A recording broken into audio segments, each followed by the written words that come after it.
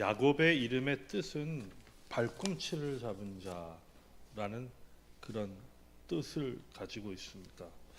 발꿈치를 잡은 자, 이게 무슨 말일까?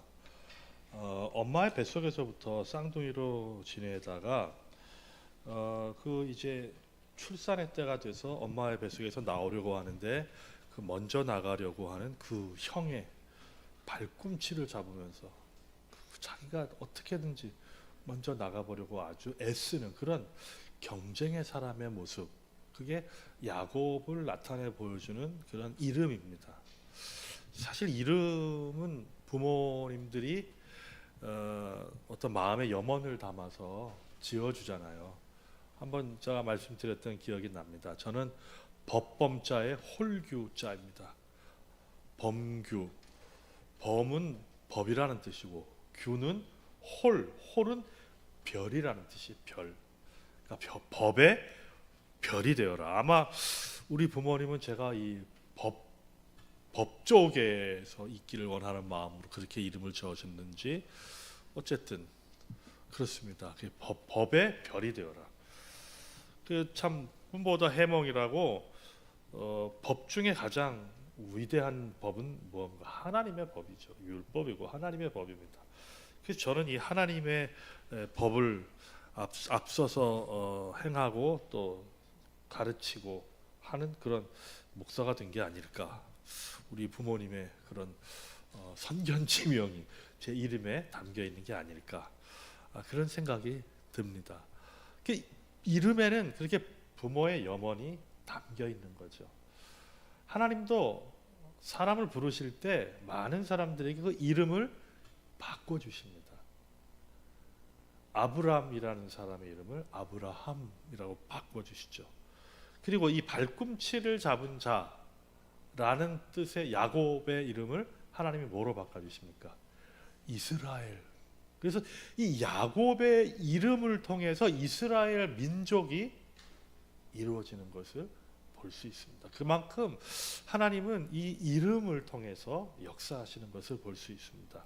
이름을 바꿔주실 뿐만 아니라 하나님은 사람들에게 자기 자신을 드러내고 나타내실 때 이름으로 나타내시는 것을 볼 수 있습니다. 여호와 이레, 하나님은 어떤 하나님이에요? 준비하시는 하나님이다. 그렇게 하나님은 자기 자신을 이름으로 나타내십니다. 이 야곱은 그 아버지 이삭을 통해서 발꿈치를 잡은 자라고 아마 그렇게 이름을 짓게 되었겠죠. 그 이삭도, 그 아버지 이삭도 사실은 좀 뭐라 그럴까요? 그 아브라함이 100세가 돼서도 자식을 낳지 못하는 그런 상황 가운데서 하나님의 천사가 아브라함에게 나타나서서 99세 내년 이맘때 네가 아들을 낳을 것이다. 이 말을 듣고 사라가 그 문 밖에서 듣고 있다가 웃죠. 이게 도대체 말도 안 되는. 그도 그럴 것이 자기는 여성으로서 모든 그 기능이 다 떨어졌고 그리고 자기 남편도 100세가 돼 완전히 할아버지인데 무슨 아들을 낳겠는가. 그러니까 순간적으로 아마 피식하는 웃음이 나왔겠죠. 하나님의 사자가 아브라함에게 네 아내가 왜 웃느냐 그랬더니 그 웃었던 사라가 나는 웃지 않았습니다라고 끝까지 발뺌하죠.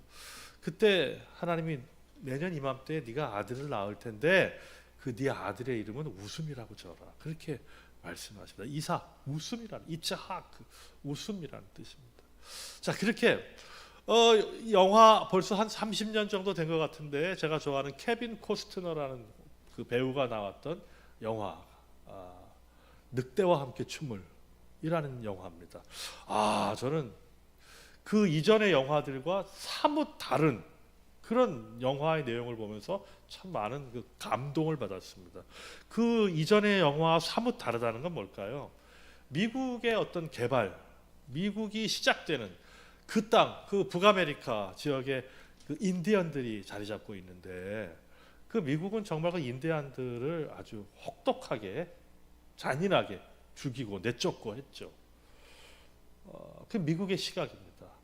사실 이 메이플라워호를 타고 신앙의 자유를 찾아서 온 그 미국의 원조상들은 그들이 이 미국 땅에 발을 들였을 때 인디언들이 그들을 도와주고 그들이 정착할 수 있도록 이미 그 땅에 살고 있었던 원주민이 인디언들의 도움으로 그들이 자리를 잡을 수 있었거든요. 근데 그들이 자리를 잡기 시작하면서 탐욕이 생기고 영토에 대한 것들 어떤 욕심이 생기고 그러면서 인디언들을 아주 잔혹하게 몰아내는 그게 사실 미국의 역사라고 할 수 있습니다. 그런데 그 사뭇 다른 분위기라는 것은 늑대와 함께 춤이라는 영화는 그 인디언의 그 모습에 감동되고 감화되고 그들과 같이 되려고 하는 그런 미국 한 탈영병의 이야기를 그리고 있죠. 그러면서 정말로 인디언은 미국인들의 적인가? 그렇지 않다 하는 것을 나타내 보여주는 그런 영화였습니다. 영화의 내용보다도 중요한 건 그럼 영화의 제목이 왜 늑대와 함께 춤을인가? 이 탈영병인 이 미국 군인이 주인공이 그 자기를 졸졸 따라다니는 늑대와 친해지면서 그 늑대와 함께 막 놀고 있는 장면을 그 인디언들이 보게 되는 겁니다. 그래서 자, 저놈 참 희한한 놈이다 그러면서 그 자기들이 그 미국인 군인의 이름을 지어주는데 늑대와 함께 춤을이라고 이름을 지어주는 겁니다. 그러니까 그 사람의 아주 강력한 모습 그거를 이름으로 짓는 거죠. 그러니까 어떤 그 인디안 부족의 어떤 사람의 이름은 뭐 벌떡 서다 뭐 이런 이름 그렇게 그런 식으로 이름을 짓는 것을 보면서 야 저거 정말로 그 사람의 가장 중요한 특징 캐릭터를 이름으로 나타내는구나 하는 것을 보면서 성경의 이야기가 기억이 나는 거죠. 이삭 웃음 그 피식 웃었던 그 사라가 죽기 전까지 평생 자기 아들의 이름을 부르면 뭐가 생각을 하겠어요? 그 하나님의 사자가 내 남편에게 와서 내년 이맘때 아들을 낳을 것이다. 그 이야기가 생각나지 않겠습니까? 그러는 의미에서 자기 아들 야곱을 뭐라고 이름을 짓는 거예요? 발꿈치를 잡은 자. 아, 이놈은 정말 경쟁심이 아주 투철한 놈이구나 하는 그런 의미에서 아마 부모가 그렇게 이름을 짓지 않았을까 하는 생각이 듭니다. 정말 그 이름처럼 야곱은 치열한 삶을 살았습니다. 그 엄마의 뱃속에서부터 형한테 밀려가지고 형이 먼저 나와서 형이 되고 작은 동생이 되었잖아요. 뭐 형과 동생 그게 뭔 큰 중요한 차이겠는가? 근데 당시에는 형이 아버지의 재산을 이어받는 대부분의 아버지의 재산을 이어받는 그런 장자의 권한이 있는 그 재산뿐만 아니라 아버지의 축복을 독차지하는 그런 것이 장자의 특권입니다. 그러니까 이 본능적으로 엄마의 뱃속에서부터 먼저 나가려고 하는 형을 끝까지 붙들고 못 나가게 자기가 먼저 나가려고 했던 그런 본능적으로 아주 치열한 경쟁의 삶을 살았던 야곱. 그래서 그는 형과의 관계에서 늘 시기하고 그래서 정말 말도 안 되는 얘기입니다. 팥죽을 끓여서 형이 배고플 때쯤 해서 팥죽을 끓여서 그 형이 야 그거 나 하나 좀 다오. 그랬더니 아이고 형이 장자권을 주면 내가 줄게. 그랬더니 뭐 장자권 그리 중요하게 여기지 않았던 에서는 배가 고픈 것 그것 때문에 그 팥죽 한 그릇을 자기 장자권에 사죠. 장자권을 주고 팥죽을 사죠. 자 이렇게 야곱은 그 장자의 축복에 아주 목숨 걸고 그리고 결국에는 그 아버지가 이제 아버지의 말년에 아버지가 그 아들 장자인 에서를 축복하려고 할 그때 그 아버지의 장자의 축복권을 독차지하고 형을 속이고 아버지를 속이고 그래서 자기가 원하는 대로 장자의 축복을 받긴 합니다. 근데 그 장자의 축복의 기도를 받음으로 인해서 야곱의 삶이 탄탄대로의 복된 삶이 되었는가? 그렇지 않은 것을 우리는 너무나 잘 알고 있습니다. 이 일로 인해서 어떤 일이 생깁니까? 에서가 이놈을 내가 죽여버려야겠다라는 그런 아주 극도의 그런 복수심을 갖게 되죠. 이거를 미리 알고 그 어머니 리브가가 야곱을 어떻게든 이거 큰일 나겠다. 이거 우리 집에 정말 큰일 나겠다 해서 그 야곱을 몰래 자기의 친정으로 보내게 되죠. 바단 아람이라는 곳으로 야곱을 보내는 겁니다. 그러니까 결국 야곱은 자기가 정말 모든 것을 다 쟁취하기를 원하는 마음으로 장자권을 뭐 이렇게도 뺏어보고 저렇게도 뺏어보고, 근데 팥죽 한 그릇에 그거 팔았다고 그게 자기의 장자권이 됩니까? 그 속여가지고 아버지를 속이고 자기 형을 속여서 그 장자의 축복을 받았는데 그게 장자권이 됩니까? 근데 그렇게 해서라도 야곱은 치열하게 어떤 장자의 축복 이런 것을 쟁취하기를 원했던 거죠. 야곱의 인생에 말년에 가서야 야곱은 자기가 그렇게 아주 치열하게 살았고 정말로 마음 평안함을 누리지 못하고 살았던 것을 그 애굽의 바로 왕 앞에서 그렇게 간증합니다. 내 인생이 내 조상들보다는 많지 않지만 짧은 120년밖에 안 되지만 내 인생이 심히 아주 치열했습니다. 그렇게 간증같이 하는 그런 야곱의 모습을 볼 수 있습니다. 야곱은 그렇게 피곤하게 살았습니다. 그냥 뭐든지 쟁취하고 뭐든지 자기 손으로 뭐든지 다 하기를 원하는. 오늘 이 본문 말씀은 이 상황을 피하기 위해서 자기 어머니의 고향 바다나람으로 가는 노중에 있는 이야기를 우리에게 보여주고 있습니다. 가장 비참한 모습 아니겠어요? 가족과 함께 살지 못하고 그리고 가족을 피해서 도망가는 신세고, 그리고 이 신세가 얼마나 처량했는지 어디 뭐 좋은 어떤 숙박시설에 거기에 묵는 것도 아니고 그냥 길바닥에서 얼마나 급하게 왔는지 뭐 옷가지라도 좀 두둑히 챙겨왔으면 그거라도 베고 잘 텐데 얼마나 급하게 나왔든지 그런 것도 없어서 돌멩이, 좀 납작한 돌멩이 하나를 놓고 그거 베고 노숙하는 그런 신세가 되어버린 겁니다. 야곱이 자기 인생에 심각한 회의를 느꼈겠죠. 이게 도대체 뭔가? 나는 정말 치열하게 내 인생을 정말로 아름답게 만들려고 치열하게 이런 식으로까지 해왔는데 이게 도대체 뭔가 하는 아주 극심한 회의를 느끼지 않았겠습니까? 그게 지금 야곱의 삶의 모습입니다. 오늘 본문의 이야기죠. 자, 오늘 우리에게 주신 본문 말씀 10절 말씀. 야곱이 브엘세바에서 떠나 하란으로 향하여 가더니, 자기의 집을 떠나서 자기 어머니의 고향, 그리고 아버지도 거기서 왔잖아요. 그곳으로 지금 가는 겁니다. 11절 같이 읽겠습니다. 시작. 한 곳에 이르러는 해가 진지라 거기서 유숙하려고 그 곳에 한 돌을 가져다가 베개로 삼고 거기 누워 자더니, 천막도 없고 푹신한 것도 없고 그냥 돌멩이 하나 베고 자는 그런 아주 참 비참한 그런 모습의 야곱을 볼 수 있습니다. 그런데 그때 놀라운 하나님의 은혜를 경험하게 되죠. 얼마나 몸은 피곤했던지 돌멩이를 베고 자도 잠에 들었습니다. 잠에 들었는데 잠에 꿈에서 하나님이 놀라운 이상을 보여주시는 것이죠. 12절 말씀 같이 읽겠습니다. 시작.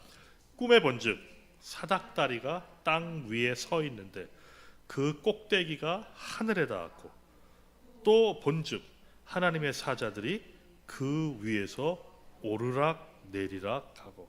꿈에 뭘 본 거예요? 그 가장 비참한, 가장 허탈한 그곳, 자기가 누워 노숙하는 그곳에 하늘로부터 사다리가 연결되어 있는 것을 꿈에서 보게 되는 겁니다. 아무런 소망이 없어 보이는 그곳에서 하늘과 연결된 사닥다리를 보게 되고, 그 사닥다리를 천사들이, 하나님의 사자들이 오르락 내리락 하는 것을 보게 됩니다. 13절 말씀도 읽겠습니다. 시작. 또 본즉 여호와께서 그 위에 서서 이르시되 나는 여호와니 너의 조부 아브라함의 하나님이요 이삭의 하나님이라. 내가 누워 있는 땅을 내가 너와 내 자손에게 주리니. 14절도 읽겠습니다. 시작.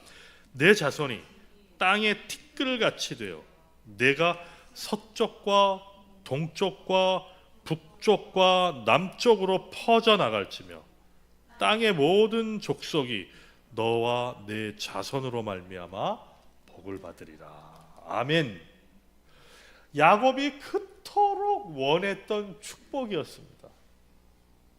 아버지 장자인 자기 아버지 이삭으로부터 장자의 축복을 누리길 원했던 그 축복이었습니다.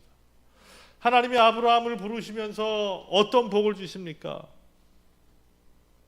땅을 주겠다, 자녀를 주겠다, 너는 복이 될 것이다, 이런 축복을 주시잖아요. 아브라함은 자기 아들 이삭에게 이 하나님이 주신 축복을, 복의 기원을 자기 아들에게 줍니다.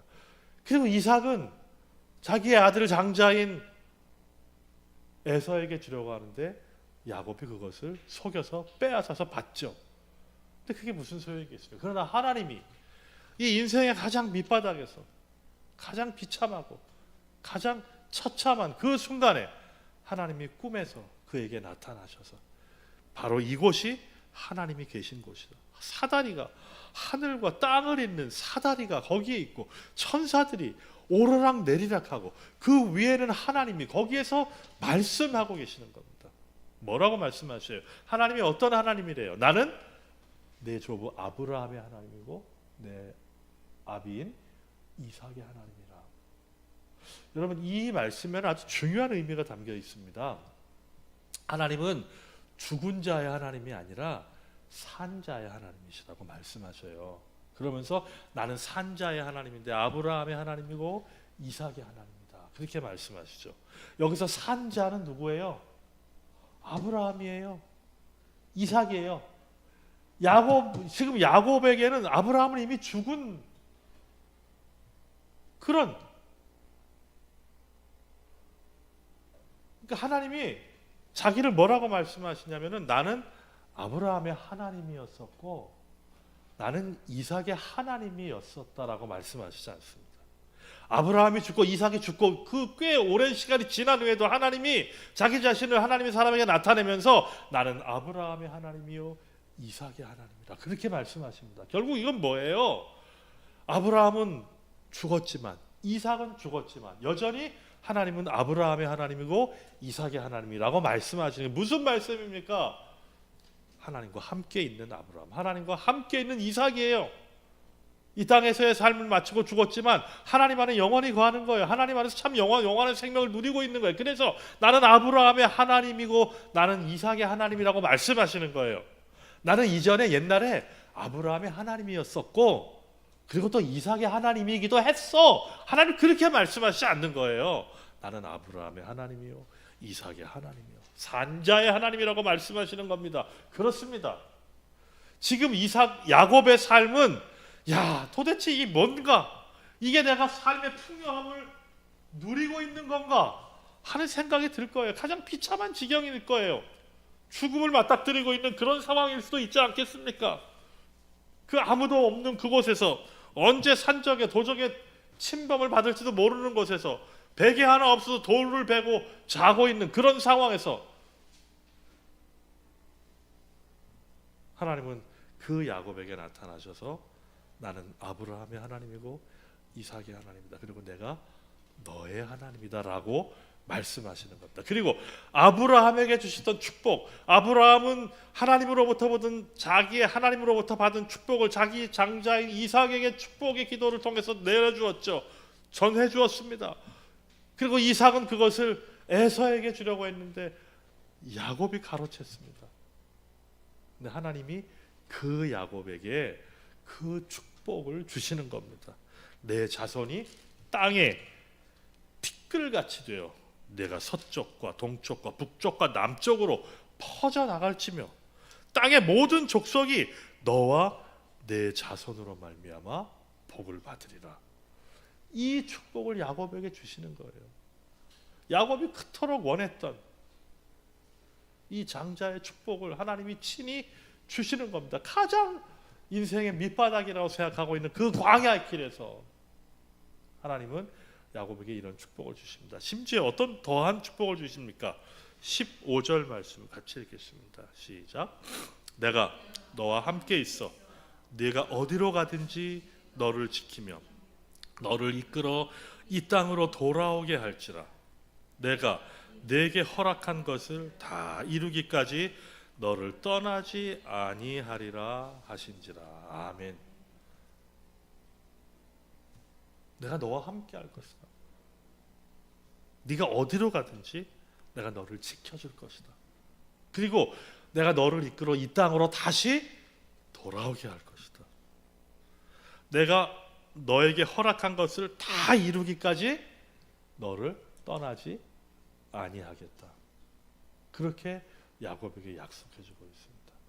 인생의 가장 밑바닥인 그 광야에서, 그 가장 비참한 그 순간에 하나님은 야곱에게 꿈을 통해서 나타나시며 이러한 축복을 해주십니다.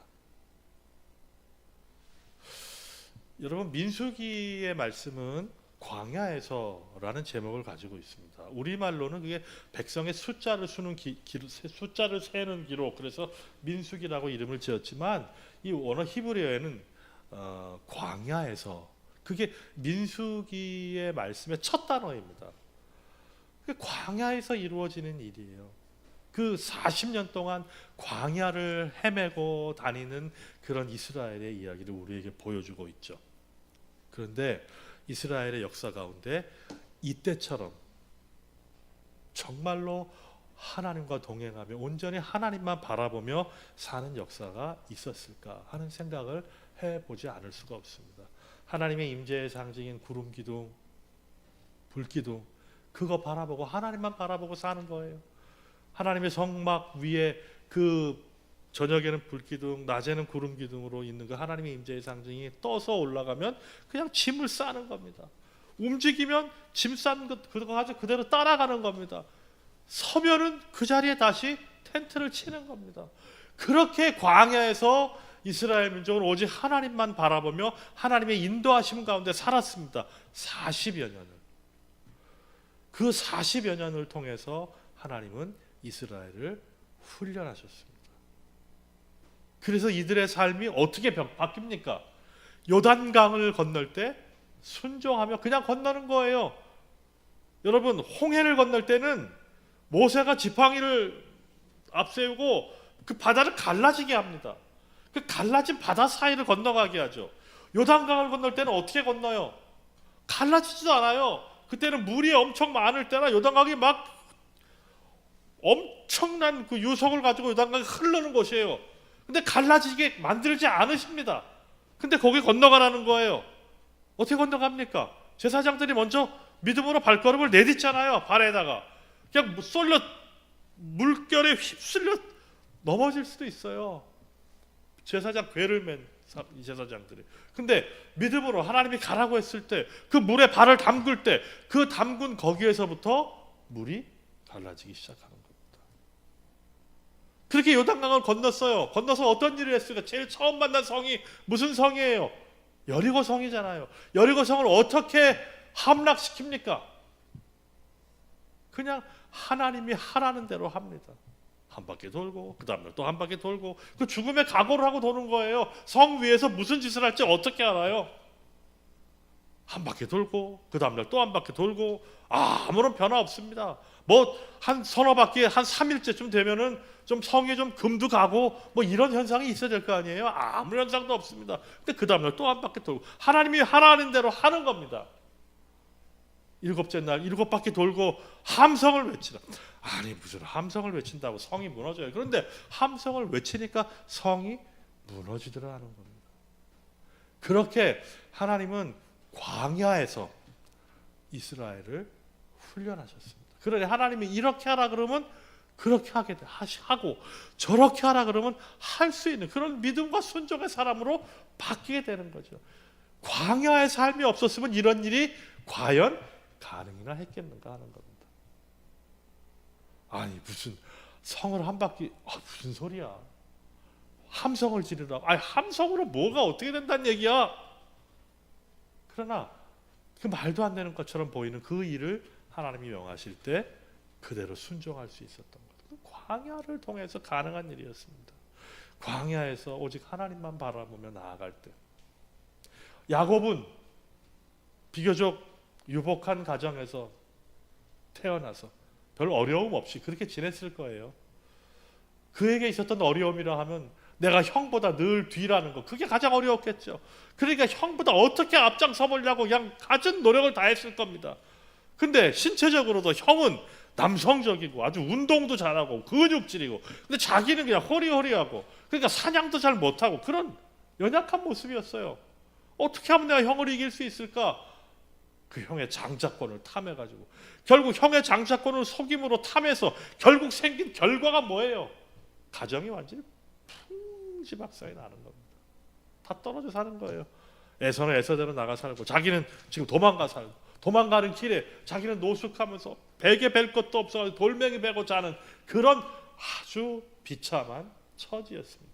근데 바로 거기에서 하나님이 야곱에게 나타나시고 아브라함에게 주셨던 축복, 이삭에게 주셨던 축복을 야곱에게 주시는 겁니다. 사랑하는 샘선은 가족 여러분, 우리 인생에 가장 힘들고 어려운 순간, 바로 거기가 하나님의 은혜가 넘치는 곳이 될 줄로 믿습니다. 가장 비참한 순간, 이 광야 같은 이 순간, 거기에서 놀라운 하나님의 은혜가 임하게 되는 줄로 믿습니다. 하나님은 그 광야에서 야곱과 함께 하셨습니다. 그 광야에서만 함께 하셨습니까? 아닙니다. 야곱은 늘 어디에 있든지 하나님이 야곱과 함께 하셨습니다. 근데 하나님은 야곱의 가장 인생의 가장 밑바닥 비참한 그 광야의 삶의 순간에서 야곱에게 나타내 보여주시고 그를 축복해 주시는 겁니다. 그래서 야곱이 깨어서 어떻게 합니까? 한번 보시죠. 16절 말씀입니다. 16절 같이 읽겠습니다. 시작. 야곱이 잠이 깨어 이르되 여호와께서 과연 여기 계시거늘 내가 알지 못하였도다. 아멘. 여호와께서 정말 여기 계셨네. 우리는 여호와 계신 곳이 어디라고 생각하세요? 교회입니까? 아니면 뭐 내가 하나님의 뜻을 잘 순종하는 거기입니까? 여호와가 계시는 곳이 어디입니까? 여러분, 우리 요즘 그 찬송 잘 안 하는데 예전엔 좀 많이 불렀죠. 이와 같은 때에 난 노래하네, 사랑을 노래하네 주님께.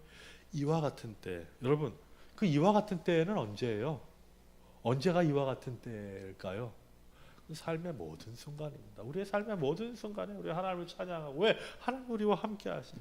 하나님이 함께 하시지 않는 우리의 삶의 순간은 한순간도 없는 줄로 믿습니다.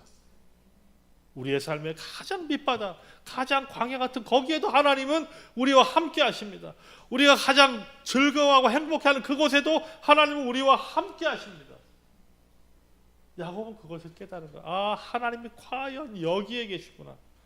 가장 비참한 순간, 가장 그 절망의 순간, 고통의 순간, 그 광야의 시간, 여기에 하나님이 나와 함께 계시는구나 하는 것을 깨닫게 된 겁니다. 그래서 야곱이 어떻게 합니까?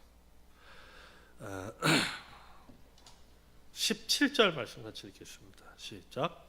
이에 두려워하여 이르되 두렵도다. 이곳이요, 이것은 다름 아닌 하나님의 집이요, 이는 하늘의 문이로다. 여기가 하나님의 집이고 여기가 하늘과 연결된 곳이구나 하는 것을 깨달았죠. 그래서 18절 같이 읽겠습니다. 시작. 야곱이 아침에 일찍이 일어나 베개로 삼았던 돌을 가져다가 기둥으로 세우고 그 위에 기름을 붓고 그 곳 이름을 베델이라 하였더라. 이 성의 옛 이름은 루스더라. 아멘. 바로 이곳이 하나님의 집이구나. 그래서 베델, 하나님의 집, 집, 엘, 하나님. 그래서 베델, 하나님의 집, 여기가 하나님의 집이다 라고 하며 거기에 자기가 베고 누웠던 돌멩이에 기름을 부어고 거기다 세워서 여기가 베델이다 라고 한 거죠. 나중에 야곱이 다시 돌아와서 그곳에 정착하여서 거기에서 모든 잘못된 위기 상황 가운데서 하나님의 은혜를 다시 한번 기억하면서 베델로 올라가는 모습을 우리는 야곱의 삶을 통해서 볼 수 있습니다. 근데 여러분, 여기서 우리가 한 가지 꼭 기억해야 할 게 있습니다. 야곱은 여기가 하나님의 집이라고 생각했어요. 그럼 앞으로 자기가 갈 곳은 하나님의 집이 아닌가요? 자기가 머물게 된 바단 아람, 거기는 하나님의 집이 아닌가요? 아닙니다. 야곱은 그건 깨닫지 못한 거예요. 여기가 하나님이에요. 여기 오면 모든 걸 되리라고 생각하는, 그렇지 않습니다. 여기를 떠나서 어디를 가든지 거기도 하나님의 집이고, 내가 어디를 가든지 거기도 하나님이 나와 함께 하시는 줄로 믿습니다. 그게 우리가 붙들고 가야 할 하나님의 은혜인 줄로 믿습니다. 우리가 어디로 가든지 세상 끝날까지 우리 주님이 우리와 함께 하시리라. 그렇습니다. 내가 어디를 가든지 바로 그곳이 하나님의 집이고, 거기에 하나님이 나와 함께 하시고, 그리고 거기에 하나님의 축복이 나와 함께 하시는 줄로 믿습니다. 사랑하는 샘소는 가족 여러분, 우리가 어디를 가든지 바로 그곳이 하나님의 집이요, 하나님의 은혜가 함께하는 곳임을 기억하면서 삶의 어떤 순간에도 낙심하고 주저앉지 말고 하나님의 약속을 바라보며 하나님의 은혜를 구하며 하나님과 만나고 하나님의 축복을 누리는 그런 우리 샘소는 가족들의 삶이 될 수 있기를 간절히 우리 주님의 이름으로 축복합니다. 기도하시겠습니다. 하나님, 때로 우리의 삶이 정말로 혹독한 광야의 길과도 같을 때가 얼마나 많이 있는지 모릅니다. 그러나 주님, 혹독한 광야의 삶이든 기쁨의 삶이든 행복한 순간이든 어렵고 힘든 상황이든 그 어디에도 하나님은 나와 함께 하시고, 거기가 바로 하나님의 집임을 우리가 잊지 않고 살 수 있도록 도와주시옵소서. 인생의 힘든 순간에 낙심하며 주저앉아 하나님이 어디 계시는가, 우리가 그렇게 투정할 때가 얼마나 많이 있습니까? 주님, 우리의 연약함을 용서해 주시고 야곱에게 나타내 보여주시고 야곱을 축복하셨던 것처럼 우리 인생의 모든 순간에 하나님이 나와 함께 하심을 기억하며 하나님의 약속이 나를 붙들고 계시며 하나님의 축복이 나와 함께 하신다는 사실을 삶의 한순간도 잊지 않고 누리며 살아가는 은혜의 사람 되도록 도와주시옵소서.